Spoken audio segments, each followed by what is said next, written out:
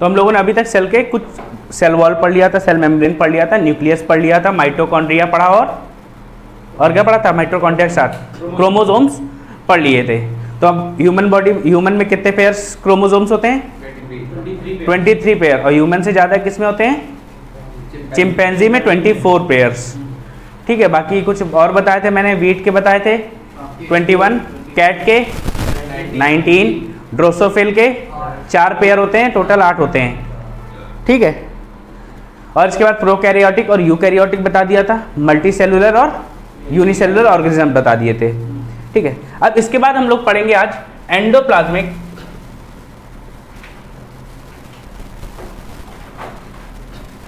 Reticulum, Hindi में बोलते हैं अंतः प्रद्व्ययी जालिका।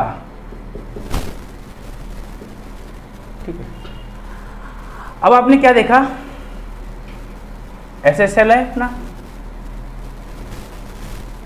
सेल के पास ये न्यूक्लियस है, न्यूक्लियस के चारों तरफ एक ऐसी लेयर्ड स्ट्रक्चर होती है। ठीक है, ये कैसी होती है? लेयर्ड स्ट्रक्चर होती है, मेम्ब्रेन लाइक स्ट्रक्चर, और इसी को क्या बोलते हैं? Endoplasmic reticulum. ठीक है, अब इसके 2 पार्ट होते हैं, एक इनर पार्ट, एक आउटर पार्ट। जो इनर पार्ट होता है उसमें क्या लगे होते हैं? राइबोसोम्स।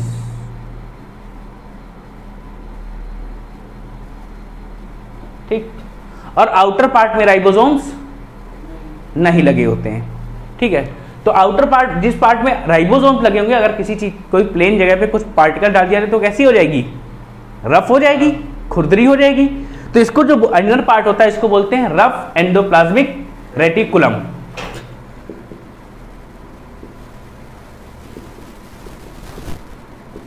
ठीक, और जहां पे राइबोसोम्स नहीं है वो कैसी?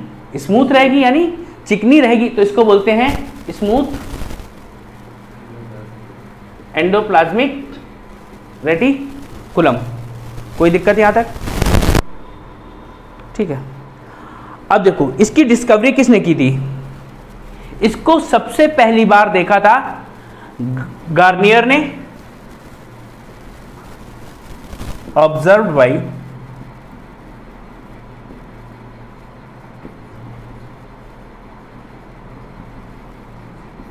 गार्नियर। कोई दिक्कत यहां तक? और इसका खोज किसने की? इट वॉज डिस्कवर्ड बाई के पोर्टर।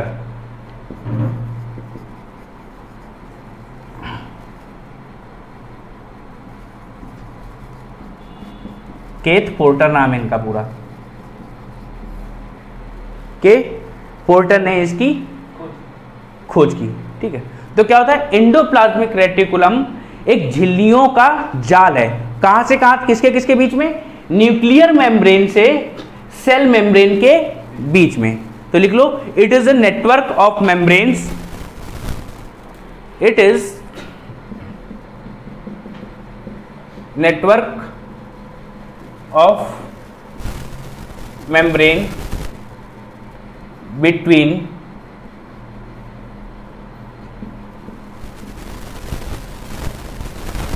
न्यूक्लियर मेम्ब्रेन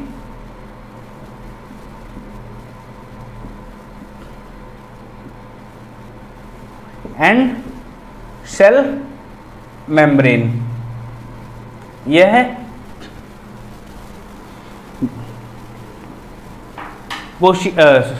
कोशिका झिल्ली और केंद्रक झिल्ली के बीच में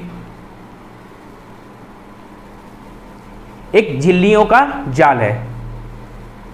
यह कोशिका झिल्ली और केंद्रक झिल्ली के बीच में एक कोशिका का जाल है।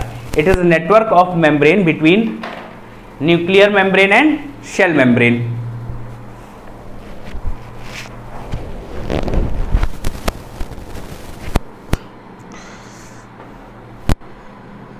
कोई दिक्कत यहां तक? अब देखो क्या, एक तरफ मैंने बताया क्या, ये रफ होती है और स्मूथ होती है। जो न्यूक्लियस के पास होती है उसे हमने क्या कहा? Rough membrane. बताया था कि जो न्यूक्लियस के पास होगी, नियर न्यूक्लियस, यानी ये कहाँ होती है, केंद्रक के पास होती है, लिख सकते हो तुम लोग। और दूसरी साइड ये कहाँ होगी, अवे फ्रॉम न्यूक्लियस, ये न्यूक्लियस से दूर होती है।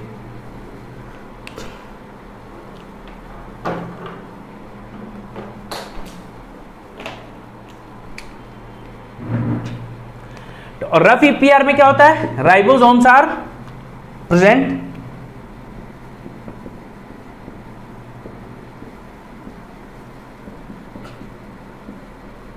इसमें राइबोसोम्स उपस्थित होते हैं और इसमें राइबोसोम्स आर एब्सेंट। कोई दिक्कत यहां तक?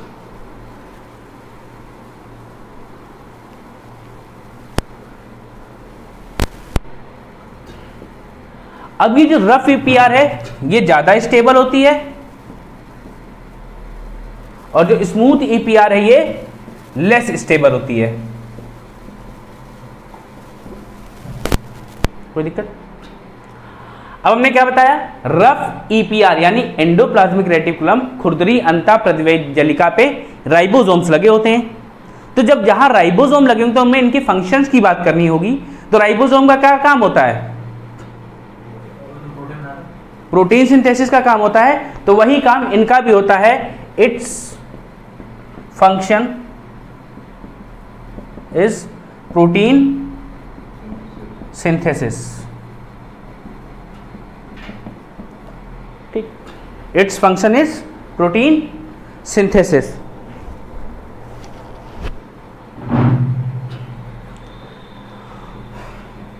और इसका क्या काम होता है, इट्स फंक्शन इज, इसका काम होगा synthesis of lipids and steroids. Steroids क्या होते हैं ये आगे आपको बताए जाएंगे, फिलहाल आपको देखना है, ठीक है। इनका कार्य क्या होता है, synthesis of lipids and protein.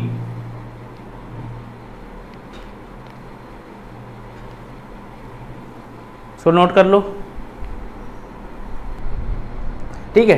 तो क्या बताया मैंने, एंडोप्लाज्मिक रेटिकुलम दो टाइप की होती है, रफ और स्मूथ। रफ वाले में राइबोसोम होते हैं और ये न्यूक्लियस के पास होती है। स्मूथ वाले में राइबोसोम्स नहीं होते हैं और ये न्यूक्लियस से दूर होती है, मतलब टुवर्ड्स सेल मेम्ब्रेन होगी, ये सेल मेम्ब्रेन के पास होगी, ठीक है। इसका काम क्या होता है, रफ वाले का प्रोटीन सिंथेसिस है, प्रोटीन मेकिंग, प्रोटीन बनाने का काम करेगी, प्रोटीन संश्लेषण का कार्य करेगी।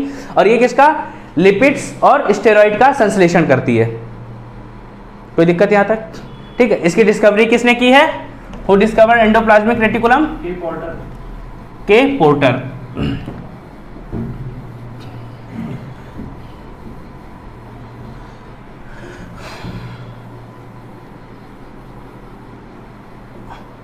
इसके बाद नेक्स्ट ऑर्गेनल है गोल्गी बॉडीज।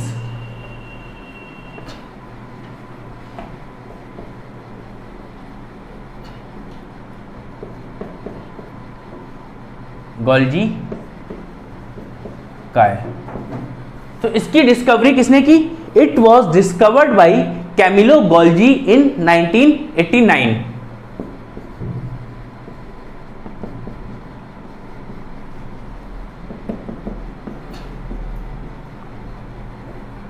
अब इसके स्ट्रक्चर की बात करें, अगर आपके पास ये सेल था, ये न्यूक्लियस, यहां पे क्या थी, ये ईपीआर थी। न्यूक्लियस के थोड़ा सा दूर पे ही यहां पे ऐसे स्ट्रक्चर होता है,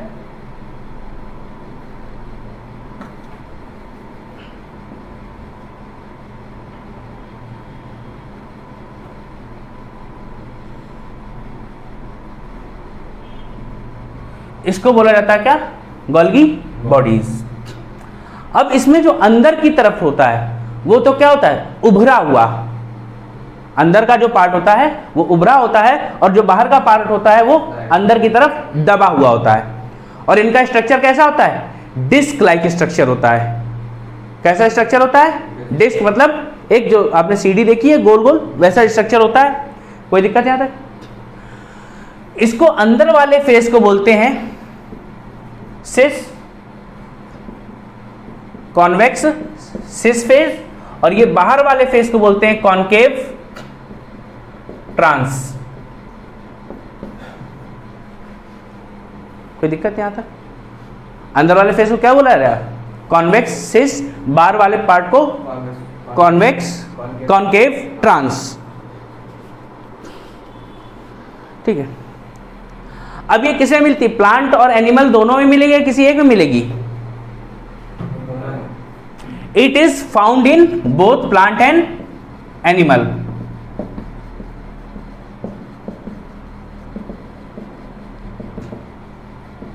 एनिमल्स, ठीक है। अगर हम बात करें प्रोकैरियोटिक और यूकैरियोटिक में, तो किसमें मिलेगी? प्रोकैरियोटिक में मिलेगी या यूकैरियोटिक में मिलेगी? यूकैरियोटिक में, ठीक है। क्या और कहां? Found in eukaryotes. भाई जिनमें यूकैरियोटिक सेल होती है उनको यूकैरियोट्स बोलते हैं। ठीक,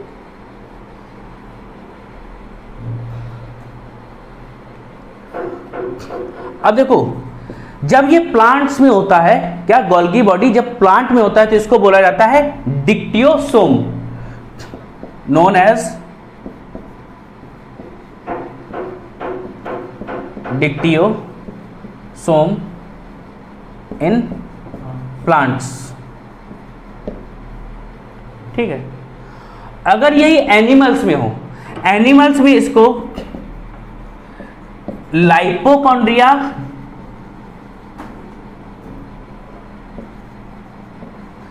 या गोल्गी बॉडीज बोल देते हैं। ठीक है, जंतुओं में किस नाम से जानता जाता है? लाइपोकॉन्ड्रिया या गोल्गी बॉडीज। ठीक है, कोई दिक्कत यहां तक? इसको नोट कर लो। ठीक है, तो डिस्कवरी कैमिलो गोल्जी 1989 किस पौधों और जानवरों दोनों में पाया जाता है। कोशिकाओं की बात करें तो यूकैरियोटिक में पाया जाता है। इसको डिक्टियोसोम पौधों में बोलते हैं और एनिमल्स में लाइपोकॉन्ड्रिया बोलते हैं।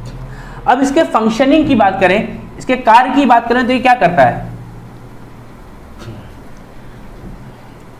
अब हुआ क्या, सेल में क्या था? ईपीआर और राइबोसोम होते हैं, तो ये लोग प्रोटीन बनाते हैं। प्रोटीन जब बना रहे होते तो उसका कोई लोकेशन नहीं, उन्होंने बनाया, छोड़ दिया छोड़ दिया छोड़ दिया, पूरे सेल में जगह जगह पड़ा हुआ है। तो जगह जगह पड़ा तो किसी काम का नहीं, वही वेस्ट की तरह काम आएगा। उसको क्या करना है? सही लोकेशन पे पहुंचाना है। तो सही लोकेशन पे पहुंचाने के लिए वो ऐसे खुला नहीं जा सकता है, उसको क्या करना पड़ेगा? कहीं पैक करना पड़ेगा। तो पैकिंग का काम कौन करता है? ये गोल्गी बॉडीज करते हैं। ठीक है, it helps in packaging of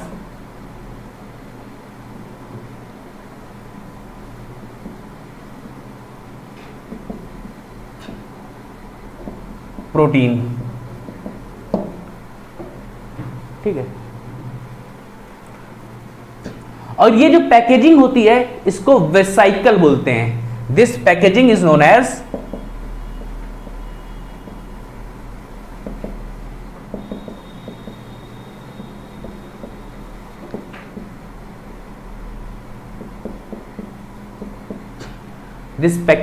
as vesicle.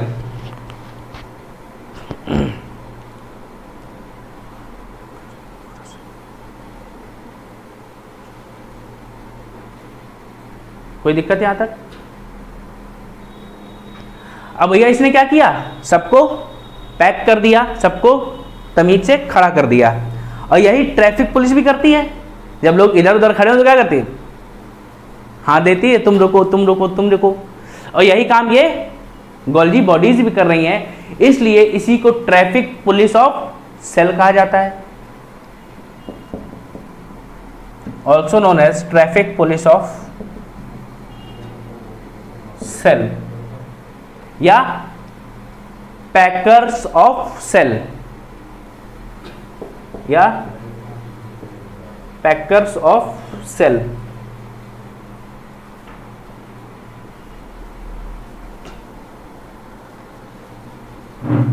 अब यहाँ पे दो चीजों का निर्माण होता है, ध्यान रखना गोल्गी बॉडीज में, ग्लाइकोप्रोटीन और glycolipids. Formation of glycoprotein and glycolipids takes place here. यहां पे ग्लाइकोप्रोटीन और ग्लाइकोलिपिड्स का निर्माण होता है। कोई दिक्कत यहां पर? ये आपका गोल्गी बॉडीज कंप्लीट हो गया, नोट कर लो इसको, ठीक है। तो गोल्गी बॉडीज का फंक्शन क्या है? ये क्या करेगा, जो प्रोटीन बना हुआ था उसकी पैकेजिंग करेगा, ठीक है। और क्या करता है, जिस पैकिंग में रखा जाता है उसको क्या बोलते हैं, वेसाइकल। इसको क्या ट्रैफिक पुलिस ऑफ सेल कहा जाता है। और यहाँ पे ग्लाइकोप्रोटीन और ग्लाइकोलिपिड्स का निर्माण होता है। आगे बढ़ते हैं, अगला है हम लोग देखेंगे राइबोसोम्स।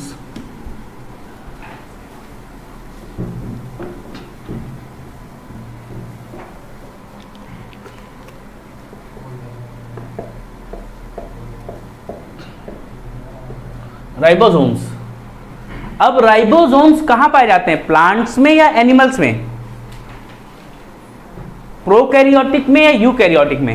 यूकैरियोटिक में राइबोसोम्स हाँ। ये सभी जगह पाए जाते हैं। अच्छा, प्रोकैरियोटिक में? हाँ, ठीक है। It is found in all plants and animal cell, या प्रोकैरियोटिक एंड यूकैरियोटिक। इसीलिए इसको यूनिवर्सल कंपोनेंट बोला जाता है। सेल का? हाँ, यूनिवर्सल कंपोनेंट ऑफ सेल। तो इसकी डिस्कवरी किसने की? डिस्कवर्ड बाई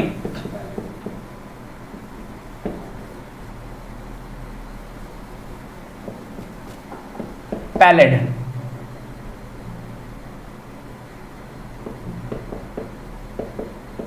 इसकी डिस्कवरी किसने की? पैलेड ने की। इसीलिए इनको क्या बोला जाता है? Pallid granules. पैलेट की कणिकाएं बोला जाता है इनको।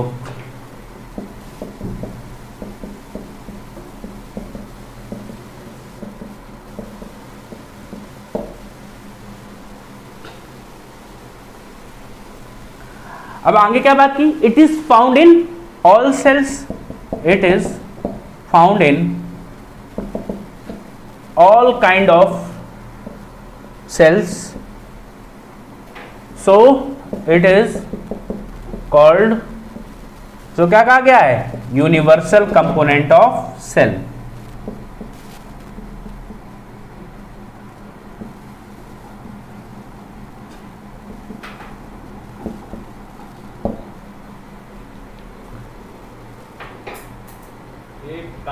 अच्छा, इसका अदर नहीं बनाया राइबोसोम? हाँ भाई, पैलेट ने इसकी डिस्कवरी की तो इसको ऑल्सो नोन एज क्या? पैलेट ग्रेन्यूल के नाम से भी जाना जाता है। ये सभी प्रकार की कोशिकाओं में मिलती है, चाहे वो प्लांट सेल हो या एनिमल सेल हो, ठीक है। इसीलिए इसको क्या बोला गया? Universal component of cell. अच्छा, और राइबोसोम हमें पूछा जाए तो किस ऑर्गन पे मिला था सेल के?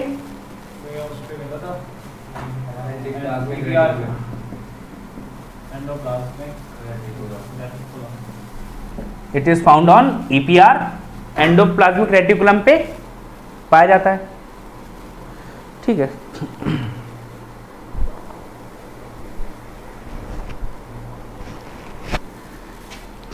अब तुमसे पूछ लिया जाए राइबोसोम्स में कौन सा आरएनए होता है, तो राइबोसोम्स में आरआरएनए होता है, ठीक है। It has rRNA.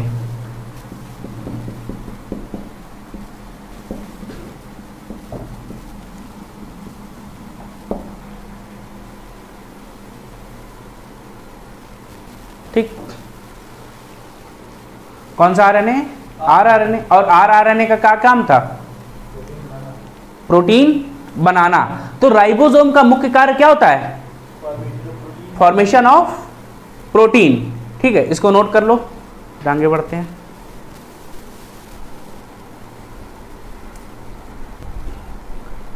तो क्या discovered by Palade also known as Palade granules found in all kinds of cell, इसलिए इसको क्या कहा जाता है यूनिवर्सल कंपोनेंट ऑफ सेल। इसमें EPR पे भी पाया जाता है, इट हैज RNA। अब जो हमारे शरीर में बैक्टीरिया मिलता है E coli bacteria, Escherichia coli bacteria, उसमें एक बैक्टीरिया में 10,000 लगभग क्या होते हैं राइबोसोम्स होते हैं। और अगर मैमल्स या ह्यूमंस की बात करें तो मिलियंस की संख्या में होते हैं एक सेल में राइबोसोम्स। ठीक है, अब हम बात करते हैं इनको, हम लोग राइबोसोम को हम लोगों ने दो अलग अलग कैटेगरी में पढ़ा था, प्रोकैरियोटिक में अलग थे और यूकैरियोटिक में अलग थे। कौन कौन से थे? प्रोकैरियोटिक में 70S और यूकैरियोटिक में 80S। ठीक है, अब ये जो S है यहां पे इसको बोलते हैं स्वीडबर्ग्स यूनिट। इससे ज्यादा तुमको पढ़ने की जरूरत इसमें नहीं है, कोई दिक्कत। इसको क्या बोलते हैं स्वीडबर्ग्स यूनिट। अब ये जो 70S है इसको कैसे डिवाइड किया, इसको फर्दर डिवाइड किया जाता है कैसे 50S प्लस 30S। इसको कैलकुलेट नहीं करना है, ध्यान रखना, तो तुम जोड़ दो कहोगे 80 हो गया। और इसको कैसे सब डिवाइड किया जाता है 60S प्लस 40S। अब ये जो 650S है साफ पता चल रहा बड़ा है, और यहां पे भी ये छोटा है 30S, यहां पे 40S छोटा है। अब ये बने कैसे होते हैं,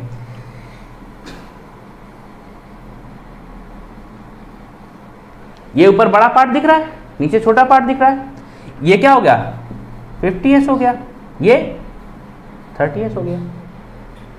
यहां पे ऐसे ही बनाओगे, ये 60S हो गया, ये 40S हो गया, कोई दिक्कत। अब इनके बीच में एक ये थ्रेड जैसा स्ट्रक्चर दिखाई देगा, एक धागे जैसा स्ट्रक्चर दिखाई देता है। ये यहां पे क्या होता है, ये होता है mRNA। क्या है ये mRNA। और mRNA का काम क्या था, मैसेंजर RNA यानी संदेशवाहक RNA। ये क्या करता है मैसेज पहुंचाता है कि भैया इनको प्रोटीन की जरूरत है। यहां पे mRNA से ये दोनों राइबोसोम्स जुड़े होते हैं, कोई दिक्कत नहीं। जब इसी mRNA पे एक mRNA पे ढेर सारे ऐसे राइबोसोम्स जुड़ जाएं, ठीक है, इसको बोलते हैं पॉलीसोम। क्या बोलते हैं पॉलीसोम। और polysome he functional unit of protein synthesis है। ठीक है, polysome is functional unit of protein synthesis, यानी प्रोटीन संश्लेषण की क्रियात्मक इकाई।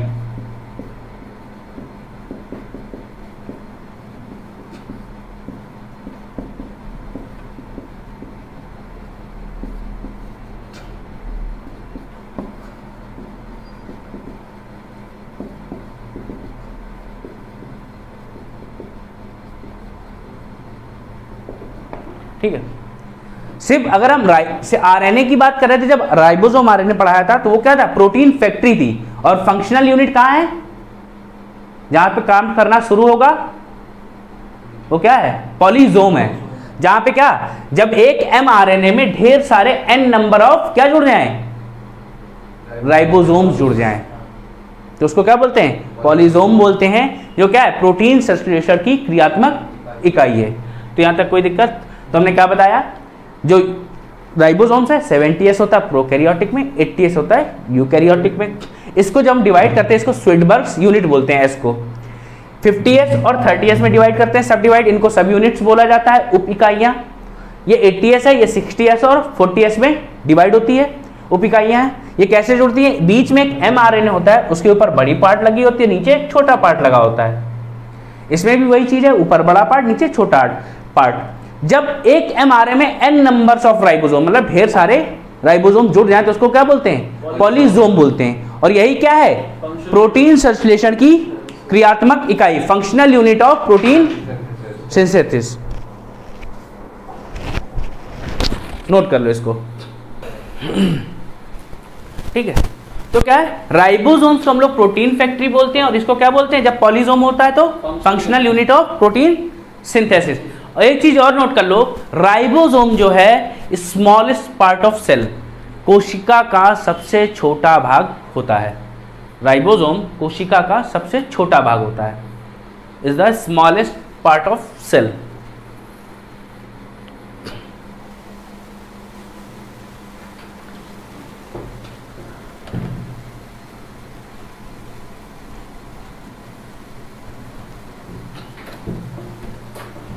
अब आगे बात करते हैं, अगला पार्ट है लाइसोसोम, यानी लाइसोसोम।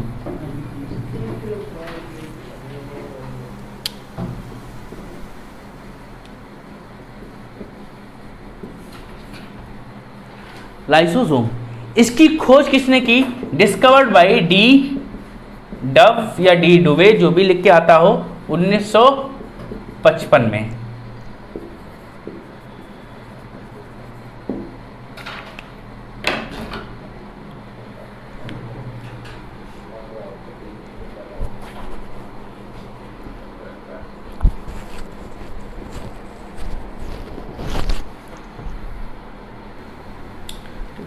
तो लाइसोसोम क्या होता है, एक बैग लाइक स्ट्रक्चर होता है। कैसा, it is a bag like structure, यानी एक थैली नुमा संरचना।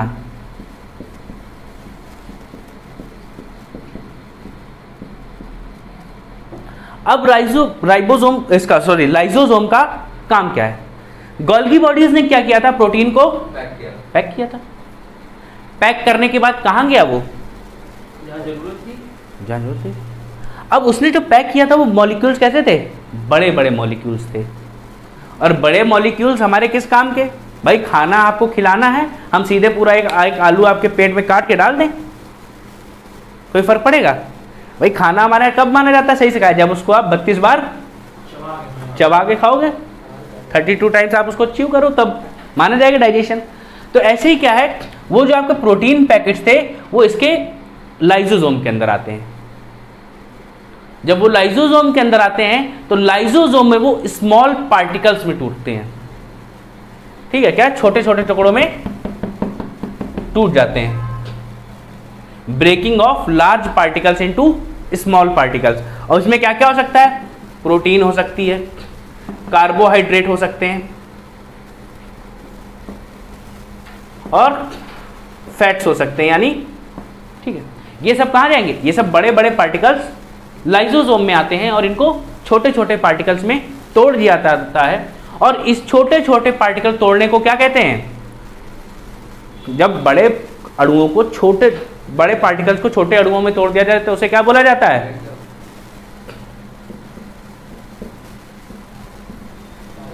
पाचन यानी digestion.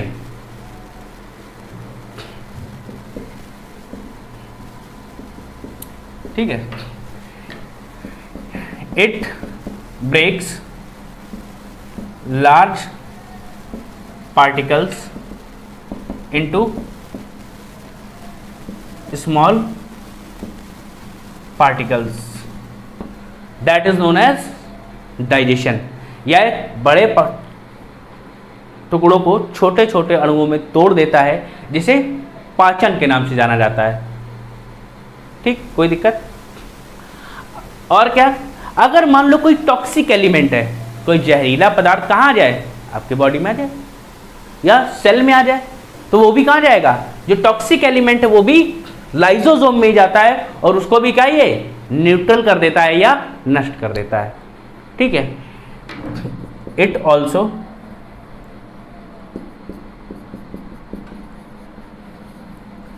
Neutralise toxic elements in cell. यह कोशिका में जहरीले पदार्थों को भी नष्ट करता है। कोई दिक्कत? तो ये क्या करा रहा है, डाइजेशन करा रहा है। तो इसलिए किस लिए जाना है, it is known for intracellular digestion. Its function is intracellular digestion. यह अंतः कोशिकी पाचन कराने में सहायक होता है। यह कोशिका को पाचन कराने में सहायक होता है।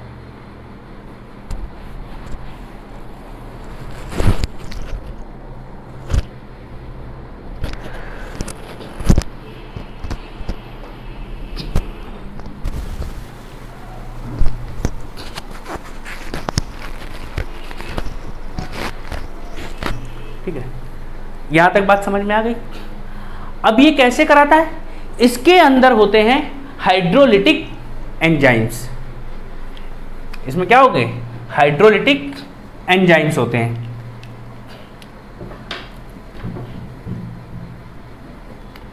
It consist of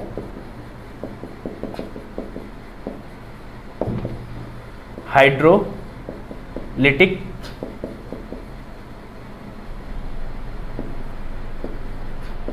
enzymes which are acidic in nature. इनमें हाइड्रोलिटिक एंजाइम होते हैं जिनकी प्रकृति अम्लीय होती है।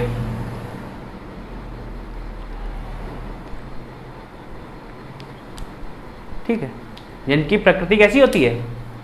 अम्लीय होती है। अब देखो, ये जो हाइड्रोलिटिक एंजाइम है इसमें 3 चीजें होती हैं।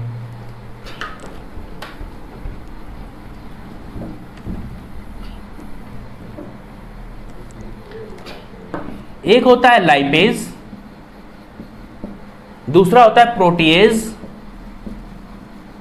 और तीसरा होता है कार्बोहाइड्रेसिस।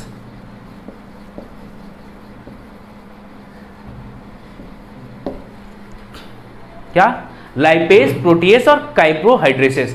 अब आप यही सब तो खाते हो, यही आपकी बॉडी में भी जाएगा। आपने क्या खाया? फैट्स खाए हैं, प्रोटीन खाए हैं और कार्बोहाइड्रेट खाए हैं। तो इन सब के डाइजेशन में कौन हेल्प करेगा? ये लाइपेज फैट्स के, प्रोटीएज प्रोटीन के, कार्बोहाइड्रेट के डाइजेशन में। तो ये क्या है? जो हाइड्रोलिटिक एंजाइम है उसमें प्रोटीएज होता है, लाइपेज होता है और कार्बोहाइड्रेसिस होता है। कोई दिक्कत? ये हाइड्रोलिटिक एंजाइम्स के 3 टाइप हैं। हाँ, 3 कंपोनेंट हैं, घटक हैं उसके। हाइड्रोलिटिक एंजाइम में लाइपेज, प्रोटीएज और कार्बोहाइड्रेसिस पाया जाता है। भाई, जो आपकी पाचन की प्रक्रिया हो रही है तो पाचन में प्रोटीन के अलावा आपके फैट्स भी तो आएंगे, वसा आएगा, कार्बोहाइड्रेट आएंगे, तो इनको डाइजेशन भी तो कराना है। लाइपेज करा देगा फैट्स का, प्रोटीएज करा देगा प्रोटीन का, कार्बोहाइड्रेसिस करा देगा कार्बोहाइड्रेट का। इनको छोटे छोटे पार्टिकल में तोड़ देगा। कोई दिक्कत?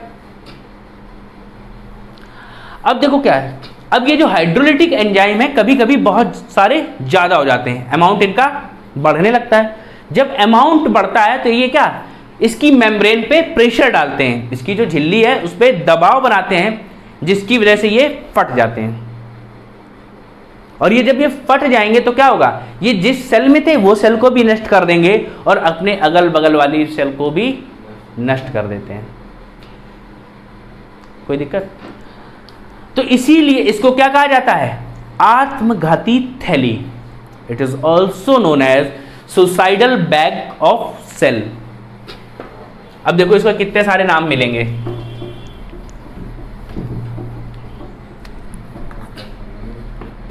सुसाइडल बैग ऑफ सेल, आत्मघाती थैली। ठीक है, इसके बाद स्कैवेंजर ऑफ सेल। भाई क्या कर रहा था?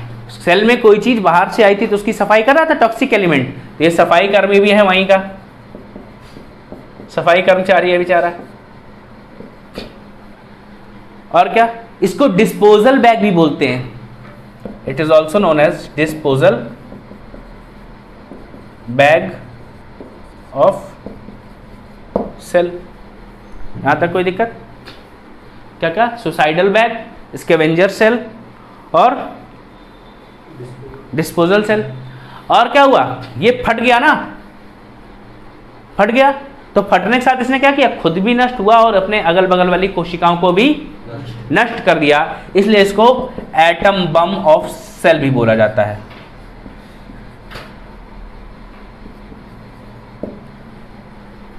ठीक है,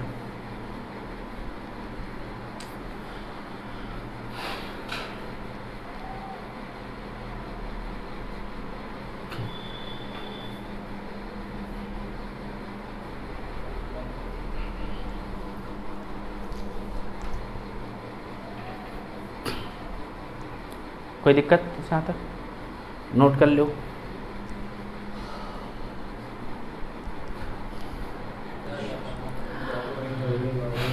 अब देखो भैया ये पाया कहाँ कहाँ जाता है,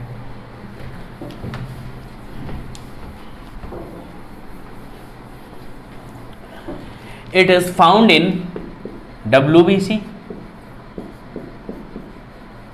कफर सेल्स, ये कहाँ मिलती हैं आपके, लीवर में, किडनी यानी गुर्दे, ठीक है। इसके बाद मैक्रोफेज, स्प्लीन, ऑस्टियोक्लास्ट। ऑस्टियोक्लास्ट क्या होती हैं, सेल्स होती हैं जो आपके बोन से मिलती हैं, ठीक है। कोई दिक्कत, कहाँ कहाँ मिलेंगी, WBC, Kupffer cells, kidney, macrophage, spleen और ऑस्टियोक्लास्ट। और भैया पेनक्रियाज में भी पाई जाती हैं,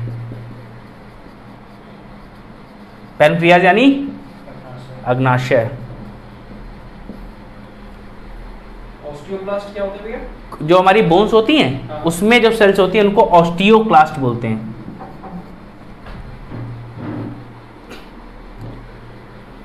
अब लाइजोसोम्स जो हैं, जो प्लांट सेल होती हैं, प्लांट्स में बहुत रेयर होती हैं। जब आप इनको आप वीनस फ्लाई ट्रैप या पिचर प्लांट देखोगे, ये कैसे प्लांट्स होते हैं,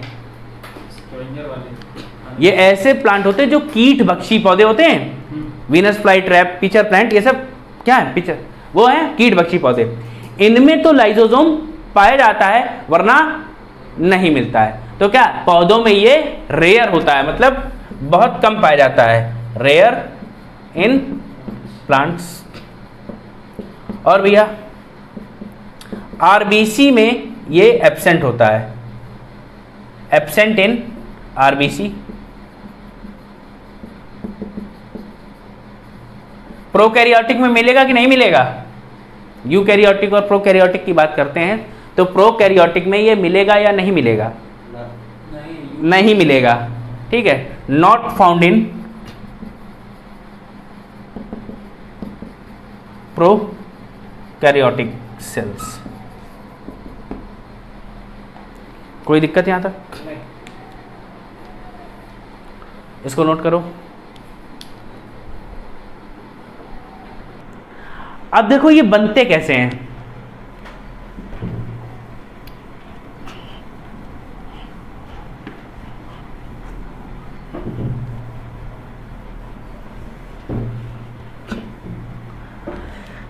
ये आप कैसे गोल्गी बॉडीज होते हैं,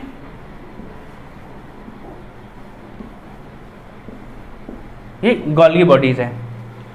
जब ये गोल्गी बॉडीज थोड़े थोड़े बड़े हो जाएंगे तो ये इनके एजेस जो होते हैं ये बड़े होके फूल जाते हैं और ये कुछ समय बाद टूट के गिर जाते हैं, और यही क्या है, लाइजोसोम्स हैं। They are produced by separating from Golgi bodies, यह गोल्गी काय से अलग होकर बनते हैं। They formed by separation from Golgi bodies. इनका निर्माण गोल्गी काय से अलग होकर होता है, ठीक है। तो भैया ये किसमें हेल्प कर रहे थे, it helps in intracellular digestion, ये लिखवाया था इंट्रासेलुलर डाइजेशन, ये अंतःकोशिकीय पाचन में सहायक होते हैं।